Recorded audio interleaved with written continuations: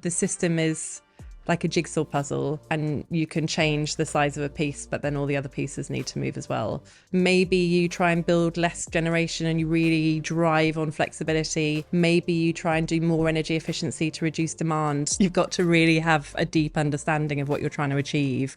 We are in competition now with the US, with China, with India on solar, with Japan on clean hydrogen, with the EU, with the Green New Deal. It cannot just be that because we've been the first market in the world to do this, we can just kind of expect to get the industry to do stuff like at least cost right now and not be thinking about those wider factors. And I think that is the big question for what the CFD is. I'm really excited to see what we can do. And I think we're pretty optimistic for the UK now, and we'll see whether they can actually turn that into successful delivery. Hello and welcome back to Transmission for another instalment exploring the challenges faced by the new government. This week's episode is with Emma Pinchbeck, Chief Executive of Energy UK. The conversation covers the industry side of Energy UK's Mission Possible report, why properly leveraging the next few CfD auction rounds is vital for net zero goals, and the necessity of strategic planning and resource allocation of grid expansion. If you're enjoying the podcast, please hit subscribe so you never miss an episode, and leave us a review wherever you listen. Let's jump in.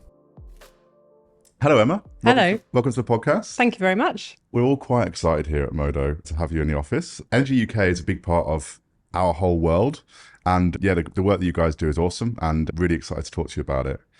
Before we get started, for those who are listening, Emma, do you want to just say who you are and what Energy UK does? Yeah, I'm the Chief Executive of Energy UK, which still makes me feel quite grand when I say it, but it's true. And Energy UK is the incumbent energy trade body for the energy sector. And by that, I mean, we're not technology specific. We look after the whole market. We've got retailers, generators, battery storage providers, flexibility solution providers, electric vehicle charging providers, heat pump manufacturers, lawyers, accountants, investors, the whole system, all in the membership, with the exception of upstream oil and gas production and the DNOs, which means we try and take a whole system view of the energy transition. And then we are mission-led, at least as the Secretariat, and what we require of the industry and ourselves is we're delivering on net zero, trying to provide affordable and fair energy services to people, and trying to build a better energy industry. And how many firms do you guys represent? Got around 180. That's smaller than some trade bodies, but the difference is we've got the biggest players in the market and at senior level, so usually country manager level, CEO level. And that doesn't necessarily mean massive corporates, but it means the kind of key players in anything interesting in the sector tend to be members of ours, including, we work with Modo, but we've got, for example, Mitsubishi Electric, who are very big heat pump manufacturers. We've got SSE, who are very large generators. It's that kind of membership. Okay. And what were you doing before this? Before this, I was working for the renewable sector. And then before that, I was the head of the climate change program for WWF. And before that, I was working in consulting, helping startups scale into the market. And before that, I was in finance, doing some work on renewables projects.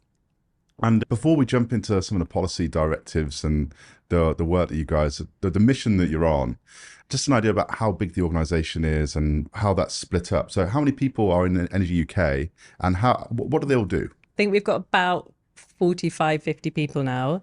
That's big for a trade body. It's a kind of small, medium-sized business.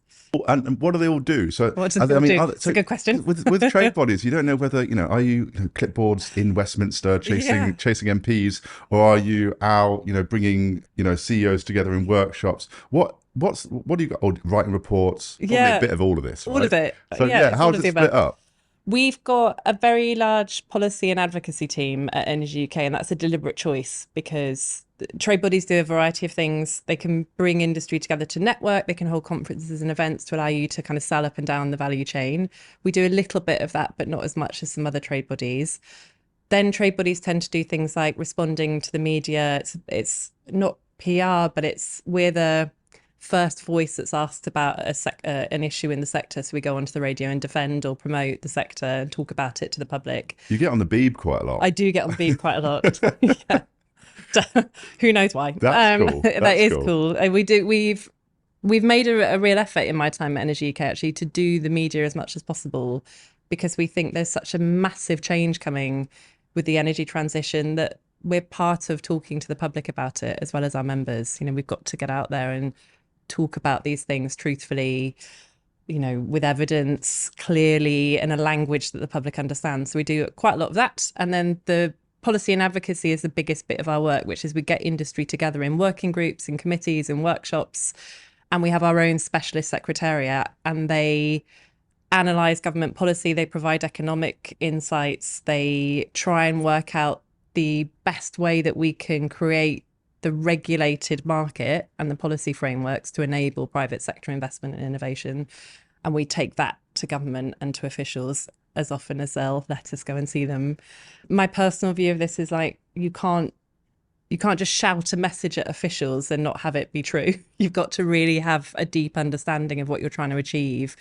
Try and understand that government is looking for economic and social outcomes that go beyond profit in the market.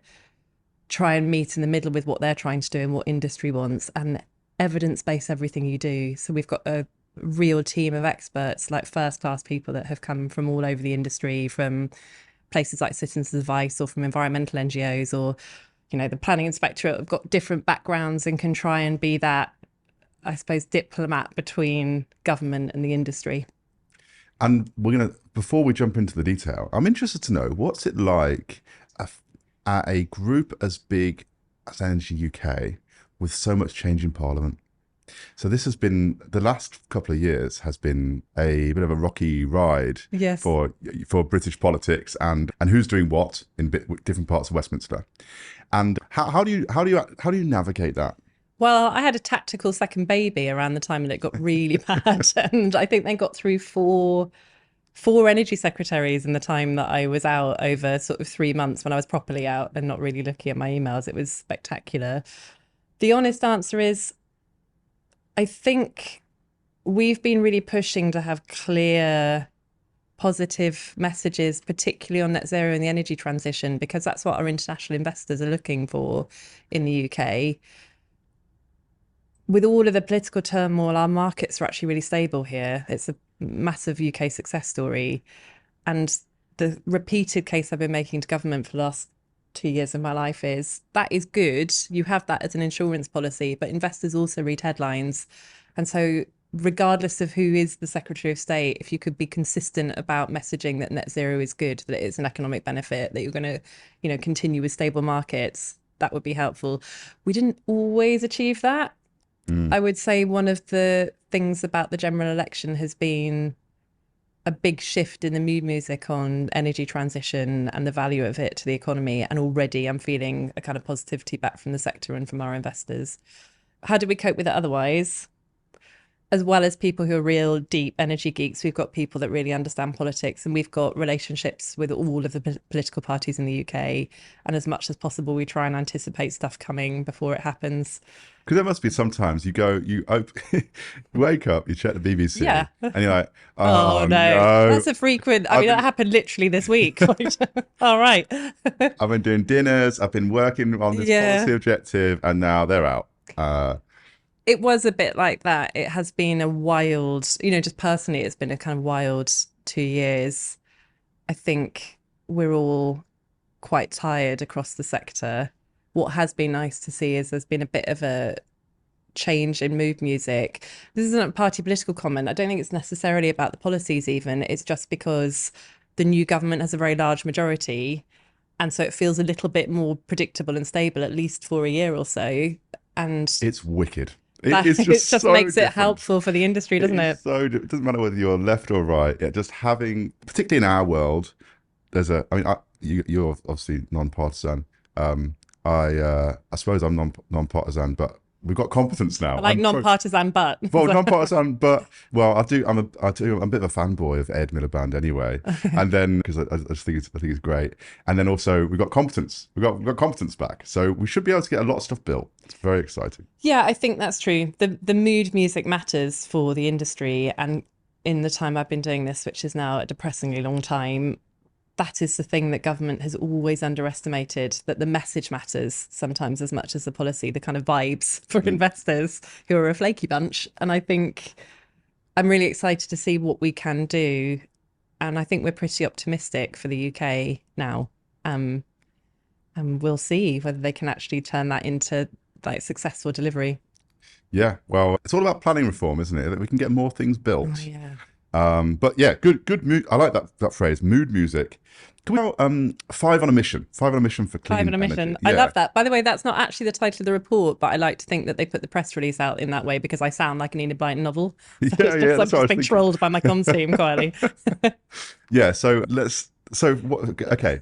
Should I get it? Should I rephrase that if it's not It's fun? Mission Possible. That's what we've called that report. So if I reckon people want to five on a look for mission is it, better, you know.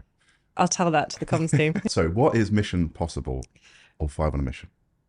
Well, during the kind of pre-election period, there is a limit in how you can engage with officials and political parties. But we were aware that it was quite likely to be a big change election and that energy would feature pretty strongly. And so we developed a list of stuff that we thought was doable by the end of this year, or at least, pretty imminently if there was a change in government. And we took that to all of the main political parties' manifesto writing teams and where we could to some of the officials. And the aim was to give them a list of things that would just mean that they could hit the ground running. And I think particularly as all the polls were predicting a Labour government, Labour have been out of office for 14 years. It's usually just like 3 people in a back office trying to cover all of energy. And so they really need those kinds of ideas early. And it's been a really useful way to engage government, and it covered 5 main areas. It's the power sector, so clean power. And then importantly, how does that clean power provide cheap bills for people? So the next section is all about how can you make energy bills cheaper over the next couple of years? How can you provide affordable, fair energy services? Then this is a bit geeky, but institutional reform. So how can you do delivery really fast across government with all the new bodies and things that are being created? Then the demand side, the electrification of heat and transport is going to be huge over the next decade. So how do you do that effectively and efficiently?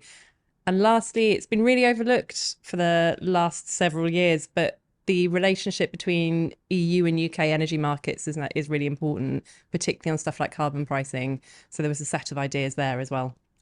And today we're going to talk a lot about priority 1. I mean, it's my favourite because it's all about the power sector, but and it's also first. Yes. But I'm sure they're all equally. You don't have any favourites. What I really liked about your achieving, there's a power sector achieving clean power by 2030. Is if the statements you made on it is about making decisions. It's like let's get some bloody decisions made. Yeah. Let's not push out. So we've got some big decisions about nuclear, about hydrogen, about what kind of energy mix we want. Let's force the issue and make some decisions. And there's also a big focus on the CfD scheme, which Yes. we should probably talk about now in detail. And yeah, big fan of the CfD scheme in general. And it's already a great mechanism to get money moving into infrastructure. So keen to know how you're thinking about all this. But yeah, let's make some decisions. Let's think about the energy mix beyond just generation, but also the whole energy system. And then let's use the CfD scheme to its full potential. Yeah. So let's start with the CfDs. Let's just start with CFDs. What do you guys think about CfDs? I am a big fangirl of the CFD. It's possibly this is personal, it's probably from a position of bias because I worked in the renewables sector and worked on the CfD scheme, moving over from the renewables obligation, which was the previous support scheme. I think Which was objectively not as good. objectively not as good for the following reason. What has been amazing about the CfD is it is a competitive mechanism, and it just drove prices lower than we thought were possible, faster than we thought were possible. And I remind people all the time that the target for 2020 prices for offshore wind from the government's best estimate of what was possible was £100 per megawatt hour. Wow. Yeah. And we smashed that in the first auction by, almost half. And it's been... So just so everybody listening, I'm sure most people already know this. So what we're saying here is, 2020, it's not that many years ago, No, it 4 wasn't. years ago, Yeah. government reckoned they could buy offshore wind at 100 quid per megawatt hour, and we came in at less than 50. It was 40. What are the... It was, this is old knowledge now, but in that, the strike prices for the last couple of auction rounds were I think they were £57.50 at the lowest and up to 70 quid. Okay. They've been, below 60 most recently. And the important thing is they're coming in mostly below the price of building a new gas CCGT. And for offshore wind in the UK, and we'll see what happens now we're able to build onshore wind again, but offshore wind became the cheapest kind of form of generation that we could build at one point.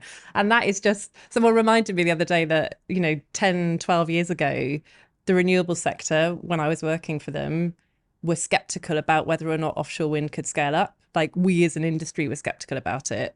And part of the reason we've managed to achieve it is that partnership with government and the CfD programme and the decision to make it competitive and drive the market to innovate.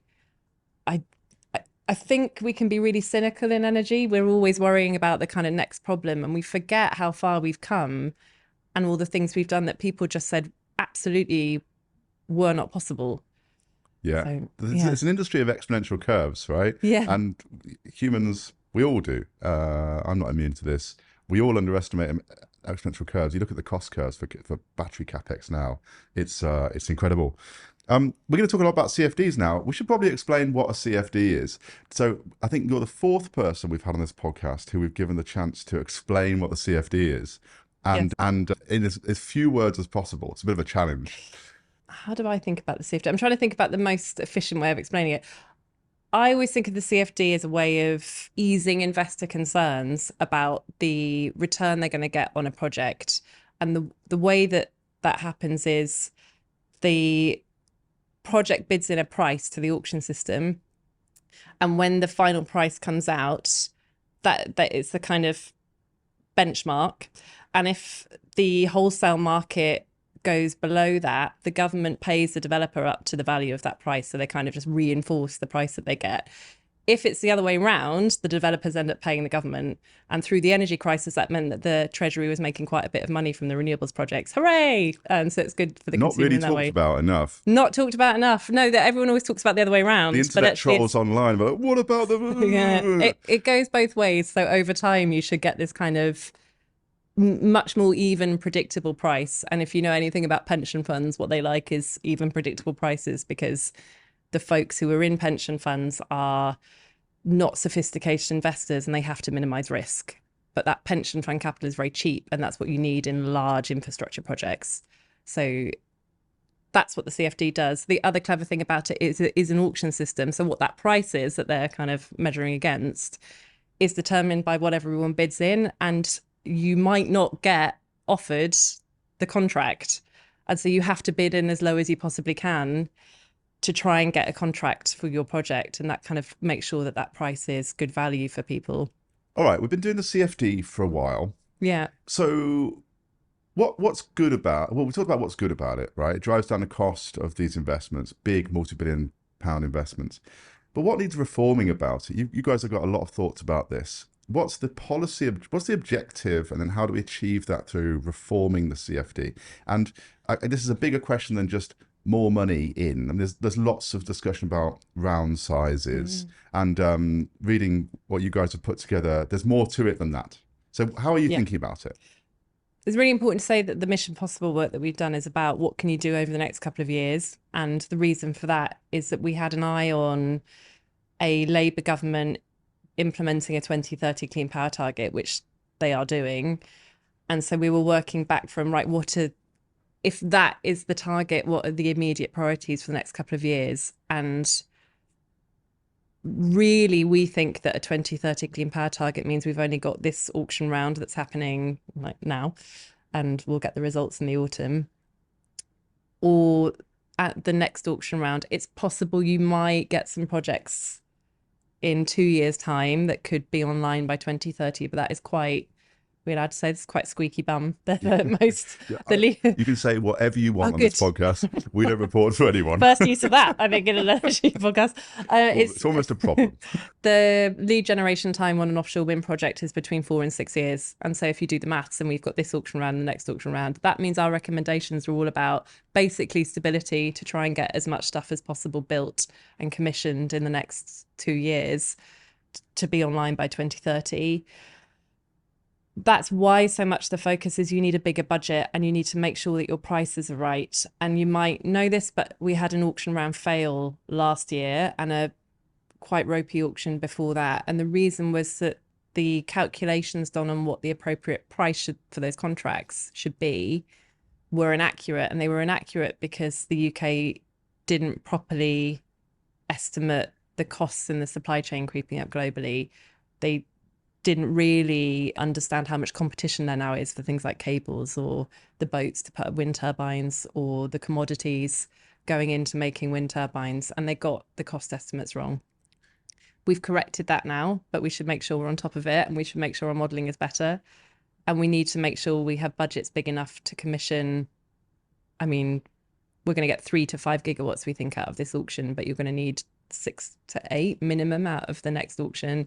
And that still leaves you with an 18 gigawatt gap between what we will commission and what we think that we need for 2030. Well, let's start with some of those numbers. It's good. We should dive into what happened last year because it's important. So what do we need by 2030? Let's talk. There's some big picture numbers. How many gigawatts of wind, for example, do we need by 2030? I'm not dodging the question, but I will tell you what the government have said that they want, which is 50 gigawatts of offshore wind by 2030. That is a target established through the offshore wind sector deal. That is not necessarily the same as what the UK carbon budgets think that you need for a clean power system. And the reason for that is you can get less or more. Well, you can get away everything. If you look at the system, if you do less offshore wind, you have to just do more of something else. And you have to bank yourself that you can do a lot more of something else. Maybe that's solar, because solar's having a great time in the UK market at the moment, and can deploy quite quickly. Maybe you try and build less generation and you really drive on flexibility. Maybe you try and do more energy efficiency to reduce demand. The system is like a jigsaw puzzle, and you can change the size of a piece, but then all the other pieces need to move as well. But as it stands, there's a 50 gigawatt target. And so that's what we've modeled against. And you're going to need 30, 40, 50 gigawatts of offshore wind minimum to get a clean power system, however you move those other jigsaw pieces. And we're not on track for that. So against the 50 gigawatt target, we think there'll be an 18 to 25 gigawatt gap after these next two auctions that we will have to resolve somehow with changes to policy. Maybe you hold another auction. I think the message for government is, given the look on my face about how you might do that, maybe the thing to do is make sure this auction and the next auction go well and get as much capacity as possible. And so, last year was a bit of a disaster. And we've talked about CapEx coming down for offshore wind. I mean, the elephant in the room is the last couple of years, it's not going down. There's been supply chain squeezes, inflation, raw materials and primary energy, protectionism. I mean, the Far East is now beginning to dominate offshore wind, and there's concerns around whether we should be buying Chinese turbines or not. And then some real financial, over leverage and financial challenges from the OEMs, and not that much competition anymore. So it's really tricky supply chain stuff for offshore wind, which is partly the reason why, and of course the cost of capital has gone up. So the pounds per megawatt hour figure for offshore wind has gone in the wrong direction. It's gone up in the last couple of years, and that's the thing that we missed. We got wrong, didn't we, last year? The government got wrong in the round. Yes, there is sometimes, I think, you can argue quite rightly, for government, the CfD is about keeping the costs as low as possible for consumers, like right now, because we fund the CfD through a levy on bills, and given the energy crisis, it's hard to argue with that. However, but we know that building more renewables reduces bills in the long run, not least because it avoids us importing as much gas for power. And I don't think there's been enough thought about the CfD as a mechanism for building that industry, for making sure we have a predictable supply chain, for getting those additional economic benefits in, and strategically ensuring bills are low in the long run. And I think it's that tension that undid them. There was a lot of focus on the short term and not enough focus on, actually, in a much more competitive global environment for this stuff, we need to make sure it comes here, and we need to signal to the supply chain that they can keep prices as low as possible. More broadly, that point you made about it's a global market now, and my heretical energy position at the moment is that I think projects are much more material than people have. There's a materiality to the energy transition that people have overlooked in the last 10 years, which is really important now. Have you read Ed Conway's book? Oh, of course, I've read Ed Conway's book. He wrote the book that I would have written if he hadn't written it better than me and first. Yeah. He's the goat. He's the goat. Also, if you're too lazy to read Ed Conway's book, his tweets are also amazing. Yeah, so it's that, though. There is a global supply chain that supports the energy transition, and actually building traditional energy infrastructure. It's also very expensive to build a gas CCGT right now because the economic environment has changed for building infrastructure. But we are in competition now with the US, with China, with India on solar, with Japan on clean hydrogen, with the EU, with the Green New Deal. It cannot just be that because we've been the first market in the world to do this, we can just kind of expect to get the industry to do stuff like at least cost right now and not be thinking about those wider factors. And I think that is the big question for what the CFD is. That is the strategic question. Is it your industrial policy, your strategic bills policy, or is it this kind of short-term instrument? Well, let's go back to it then. So what are we actually going to... We've just talked about the fact there's a massive gap between what the CFD, the AR6 and 7 are going to do this year and next, and what the CFD can achieve. And I can't remember the number you said. It's like 20 gigs or something that we're we think missing. 18 to 25 gigs depending on what comes out of this auction. So if it all goes well, we're still short 20 gigs. Yes. So what? First thing, I would be asking the smart bodies like the Committee on Climate Change, the National Infrastructure Commission, probably the CCC as it's a statutory role, but also the new energy system operator, to model what they think a system looks like and to play around with the numbers on offshore wind and see what's deliverable. In the report, we say, there are some like no-brainer decisions that you should be making across the system on things like hydrogen, carbon capture, nuclear, pumped hydro, flexibility assets, batteries, long duration energy storage. There's a whole range of other things that you need to do, which gives you the flexibility to change that offshore wind number and work out what is actually achievable and go kind of back to basics on how much do we actually need for what we're trying to do. I would expect them to be doing that analysis right now. I think the government has commissioned the NESO to do some of it, but I'd say do that as fast as possible. Define what clean power is, because there's a big difference between an average carbon intensity across your system target and an absolute zero target. I don't think we're yet clear on what they're actually trying to achieve as a government. And again, that changes what you can do, because if it's an absolute target, you need more renewables. If it's a carbon intensity target, like in the carbon budgets, you can have some unabated gas on for emergencies. You can flex the system in that way across the year. So is the play here, we're 20 gigs short on offshore wind. Yeah. And we can't figure out how to get more of that.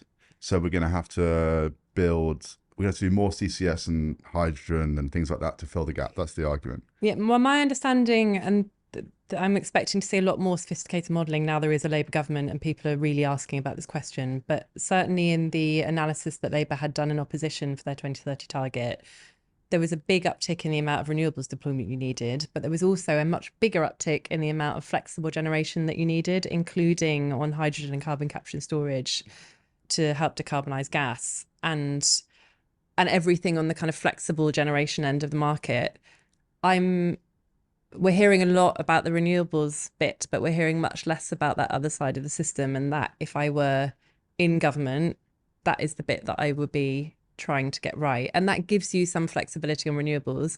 The other thing is they have overturned the ban on onshore wind. And so you've got smaller scale renewables, including onshore wind and solar, now back in the mix. And can you get more from those? I'm just really nervous about, you've got, I've said it a lot of times on this podcast, we have proven stuff, renewables, which we know is plan A. Yeah. And then we've got a shortfall of a huge amount, 20 gigs. And then the solution is unproven, expensive stuff. Yeah. And I can't get my head around it. Well, it's not, I think the thing about defining the target properly is it's not unproven, expensive stuff necessarily. It's that you keep a couple of gas-fired power stations on for like 2 years whilst you're building out your offshore wind. I mean, if this is about whether it's 2030 or 2032 that your offshore wind farm comes online, and therefore like 2 auctions or 3 auctions, then how you've defined the target matters, because you can absolutely achieve a clean power system and work your way towards your very renewables led offshore wind heavy system, it's just 2 or 3 years of trying to make all those numbers work. Exactly. Yeah. I'd rather we try and find that 20 gig of wind rather than surrender to the hydrogen lobby, personally.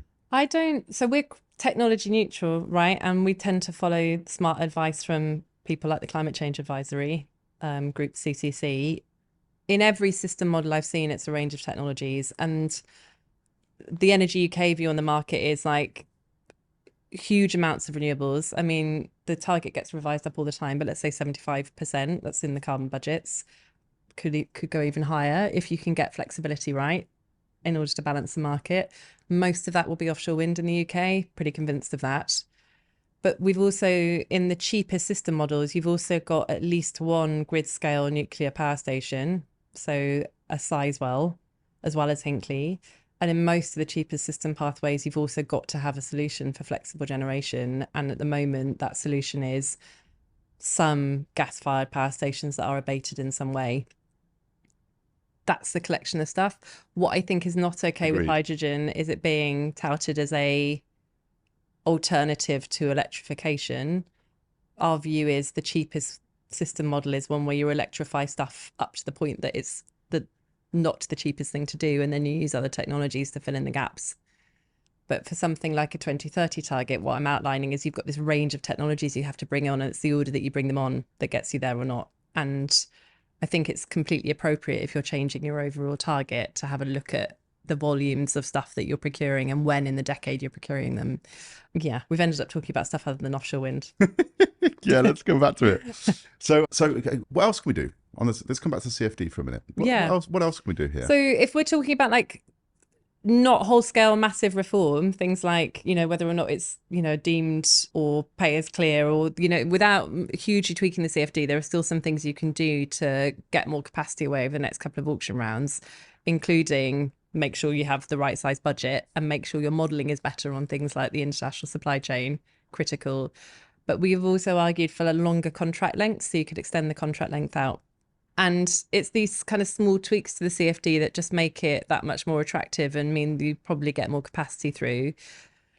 The government have already announced, and we're waiting to see how it works, that they might change the development phase of offshore wind projects by working in partnership with the Crown Estate to do a kind of project in a box thing. Yeah. And that will have an impact, I think, on then the markets, because in the UK, unlike in some of the European systems, you don't get your kind of grid connection and your consenting like done for you in advance of bidding in. And therefore, that's all costed into the project risk and the development that you're then trying to recoup back through the auction. Labour have announced they're planning on changing that and doing something that is a bit like you get your grid connection in your land and we'll do the development for you and you pay us a fee and then you bid in the auction.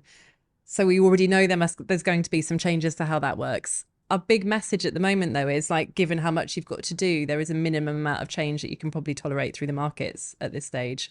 The very last thing is there's lots of stuff going on locational signals, on market reform and market design, and it is really bitty. There's kind of code reform going on. There's some strategic market reviews going on at grid level. There's the retail energy markets arrangement review program going on. There's a huge amount of work thinking about market design going across Whitehall. And I think our big ask is, could you coordinate that? and I think, could you consider that in light of now what you're trying to do for 2030? Yeah, I mean, there's loads for policy geeks. Yeah, it's like, what a time to be alive. I've thought that often over the last 15 years. I struggled to understand why anyone wouldn't want to work in energy right now, because it's just the most exciting, interesting, socially valuable, intellectually challenging chaos that I reckon we need many, many more interesting people working in. What's nice is, as well, is if you're new to it, it's all changing so fast that actually you only have to go and read some papers and you know more than the next person who's been doing it for 30 years. Yeah, I mean, you've asked me about the CFD a couple of times in this, and I struggled to like access the detail. And 5 years ago, I was the specialist on that in my organisation. I'm being like outpaced by events because it's changed so fast. I have to phone really smart people who work for me and ask them what they think. And that is just the nature of working in this world. You have to really, really work to stay on top of everything that's going on.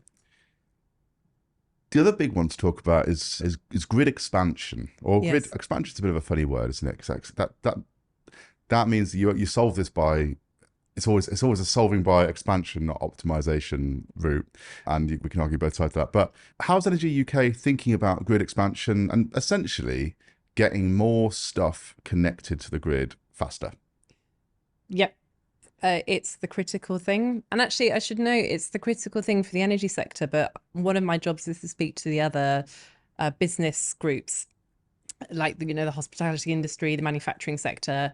And if they don't want to talk to me about energy prices, they want to talk to me about grid connections. Because if we're trying to connect a housing estate, a data center, a school, you name it, a factory, you need a grid connection. So it's a whole economy problem.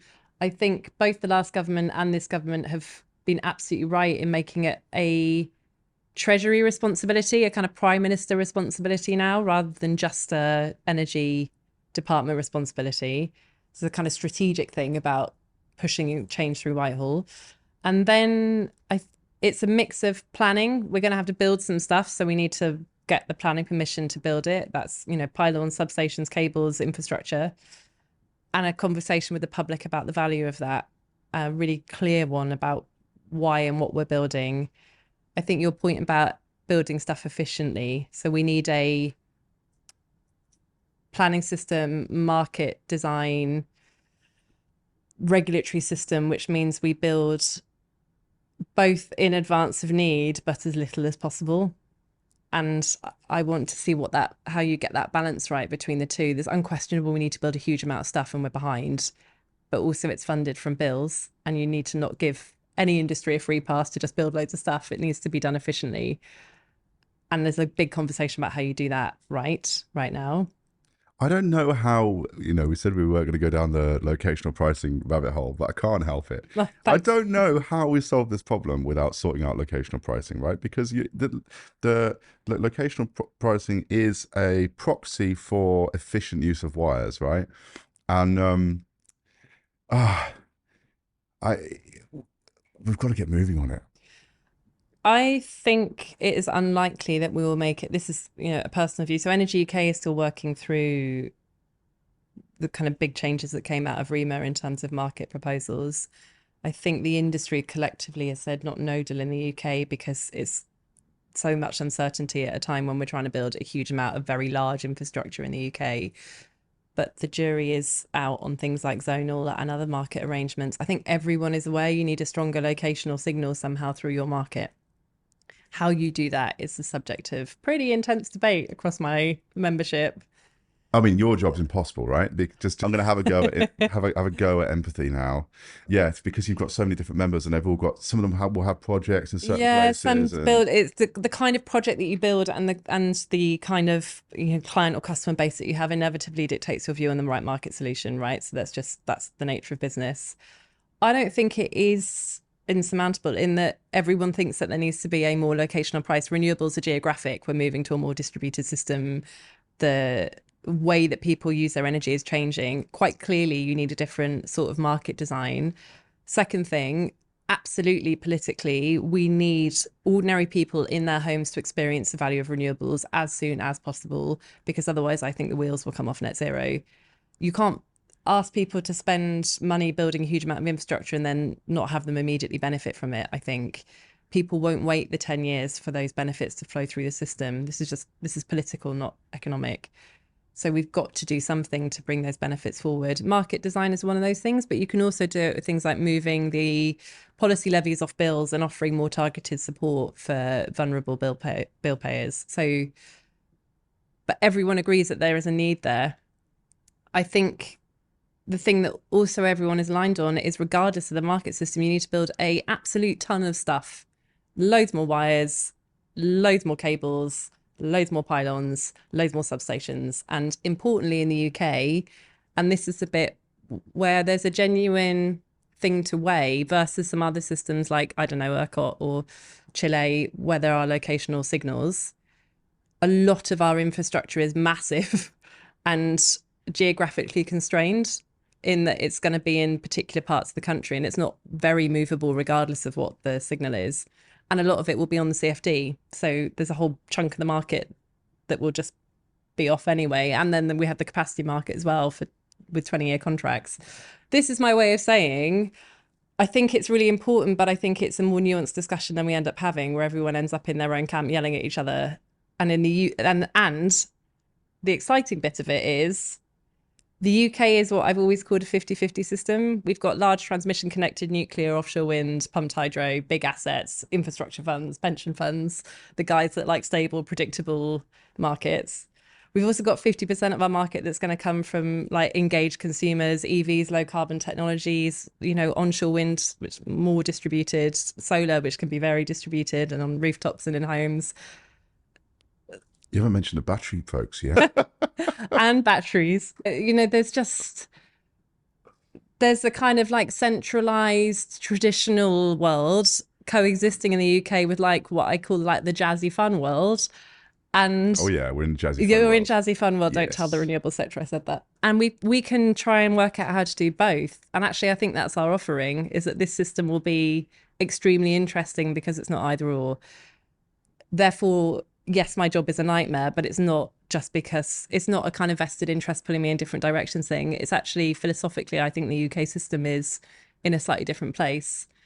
And I've been doing this 15 years and I am undecided about the right time and the right way you negotiate all of those challenges.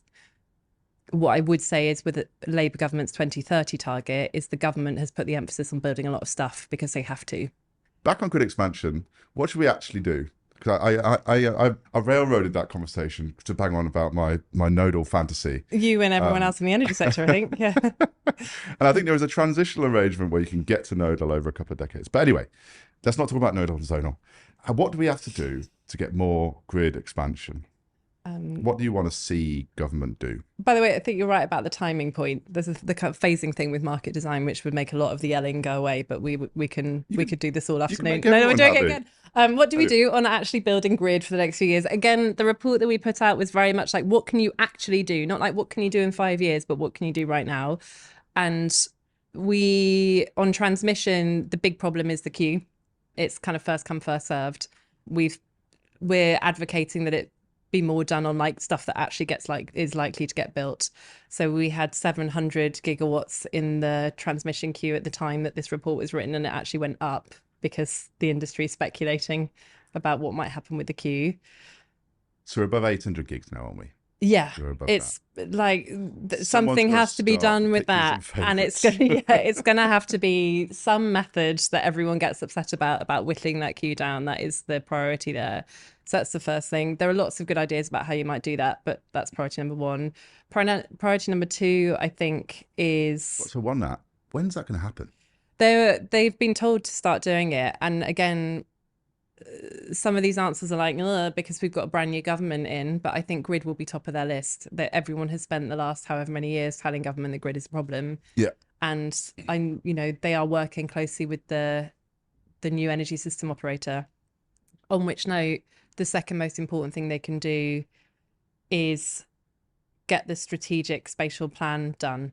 And that means, in the absence of like funky market design that might tell you where to put stuff, the system operator saying, here's where we need stuff critically, and therefore here's where we need to do a lot of building out of infrastructure. So who's doing the strategic spatial plan? The strategic spatial energy plan. Have you not come across the SSEP? I have, but also my job is to ask questions like I haven't. Okay, right. Understood. So the SSEP will be commissioned from the new energy system operator.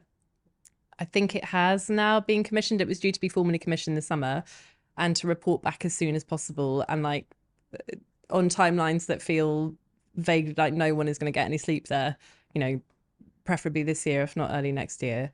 And they're doing that alongside National Grid, who are the engineers behind where do we need stuff on the system for making sure, inertia is where it needs to be and blah, blah, blah. So that it's those bodies together. That was what was recommended by the Nick Windsor review into how we speed up grid, and a lot of the Windsor review was very good. So we've said things like just crack on with that. Yeah, there's lots of acronyms in grid stuff. There was a transmission acceleration program that came off the back of the Windsor report, which is about how do you speed up this process, how do you speed up kind of consenting, planning, building, do all of that. We'll put a link to the Windsor report actually in the show notes Yeah, because it's well do. worth. It's really reading. good. It was really solid. I mean, Nick Windsor was definitely coming at it from a kind of engineering, more planning point of view, back to our conversation about markets. But it was just a really, really good piece of work and had so many good ideas in it. So the answer on grid is crack on with a lot of that. There's another thing about how you get enough of the kit into the country. And with the new Labour government coming in and them shaping GB Energy, I think there's still an outstanding question on whether they can use that body to try and get the procurement of cabling and other components for the build out of transmission done more efficiently. So do you guys know what GB Energy is now?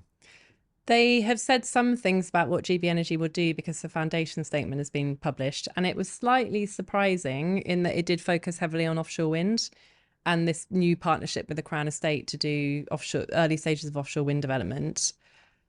In previous announcements around GB Energy, they've also talked about investment in early stage technologies to try and get an industrial advantage, hydrogen and carbon capture. And they've also talked about investing in community energy renewables projects. Like what we've basically said about GB Energy is great, use it as a vehicle to kind of get stuff started where the market doesn't want to do stuff or hasn't historically done stuff as effectively, and we're fine with that. Everyone gets a bit jumpy when they think it might be duplicating stuff the market's done very well, but so far it looks fine. The new chair of GB Energy is Jürgen Meyer, who was in charge of Siemens in the UK and is a very well-known, well-liked figure in the industry, and he's got supply chain experience, which I hope is good. My hill to die on is that I think they should be using it to do some stuff on the supply chain, and I would love to see more of that. Just spend some money getting offshore wind right, surely. Well, that's what they seem to be using it for. Yeah, that. I would really, really like to see it used to do some like block procurement of stuff like cables and trying to somehow underwrite the industry risk on booking ahead on factory slots, that kind of thing. Because, as previously discussed, that is a constraint on us being able to build stuff out as quickly as we'd like to. Everything comes back to Ed Conway, doesn't it? Everything comes back to materiality of projects, yeah. All right, last two questions. Okay. It's kind of broader. Firstly, is there anything you want to plug? Now's your chance. Energy UK is a really great membership association, and you should totally join us if you're in the energy sector. And you can find us online, and there are good membership links there. You can hear more stuff like this from me more often, but also from a much more expert team of people who will answer all your complicated energy questions. And so it's not just for the big companies, it's for small companies as well. Yeah, we've got a long tail of kind of smaller members who join to work with the larger members, but also because they are the big innovators in their market. They are the people thinking about how to do blockchain or heat pumps or batteries or flexible market design. We've got all kinds of folks on that end of the system in particular. So yeah, get involved. That's my first thing. Even if just for the events. Even if just for the events. And thank you, because I was going to say, it's our annual conference coming up on the 17th of September in London. We always get really good speakers, including ministers from government and interesting people from industry, and they'll be talking about Mission Possible and kind of deconstructing it, and there's good networking there. And very lastly, the Young Energy Professionals Network. So if you're listening to this and you've been working in energy for less than 10 years, you can join the Young Energy Professionals Network. I love them. Whenever I do anything with the YEPs, I'm the most inspired I am at work, because it's people who are new to the sector advocating what they want this industry to be. And we run a annual awards, which is held in the autumn of every year, and the entries for that are open at the moment. And the survey is open right now for what we want young people's views on the energy sector, and you can find all of that if you Google the Young Energy Professionals Forum. Yeah, big fan of the YEPs. We've got quite a few YEPs in the Modo office as well. Yeah. And then this is a difficult one, because it's almost like because you represent so many folks, but I'm going to ask you about your contrarian view. So what do you believe that not necessarily the rest of the world believes? We've actually talked about a couple of them, that like my heretical beliefs. One of them is this idea that the next 10 years will be a lot more about materiality than money, as it were. There is enough capital out there in the markets. If you get a decent market design, you should be able to make the money move. What's stopping stuff getting built now is actually the availability of like workforce, supply chain, kind of competition from other markets. It's stuff that is the industry has not really thought of holistically in that way, and it speaks to the broader economy, not just to the energy sector. So you need quite a sophisticated view on things like commodity markets in order to get the next 10 years right. That's the first thing. And you said it, protectionism. In a world of like much more protectionist policy making and politics, what that will do to an industry which is dependent on a global supply chain, I think that's a really big area of policy we're not thinking about enough. Yeah, so that's my big, but the one I really want to get out of my system is, come on, let's do it. This is therapy. I've done in every single job I've been in, the industry thinks mostly economically, whereas our customers and politicians think emotionally. And, you know, things like the onshore wind ban in the UK came about not because of economics, but because there were a small group of Conservative MPs, but they're very, you know, a large group of their very loud constituents that just didn't like wind turbines. It was a feeling. It was a kind of, and then it became a kind of political allegiance feeling, you know, that bled into your wider views on renewables and net zero.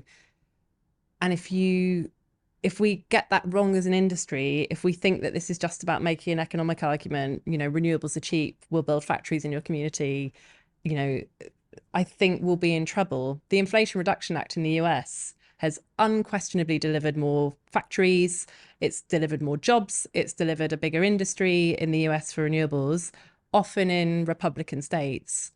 Biden did not get a poll bounce from that. And I've been thinking about that a bit, particularly with recent election results in Europe and the UK. We cannot go into government and go to the public and just make a message about the economics. I think that's powerful, but I don't think it's enough. I think we need to kind of reach people here. And that will be different for different publics that we're speaking to. So I really advocate for more people in STEM professions joining the industry. Obviously, we need lots of those. But I also think we need some good communicators and storytellers over the next 10 years. And we would be wise to listen to what politicians tell us, not just going in and getting frustrated when they don't do the maths properly. Here. Couldn't agree more. Thank you very much for taking the time to join us on the podcast. We talked about loads of stuff. If you're listening, there's going to be loads of links in the show notes. Check out Energy UK, sign up, go through events. And if you're, first 10 years in the industry, you've got to become a YEP and join the community. It was really valuable to me when I was at that stage. And you get to speak to some awesome people.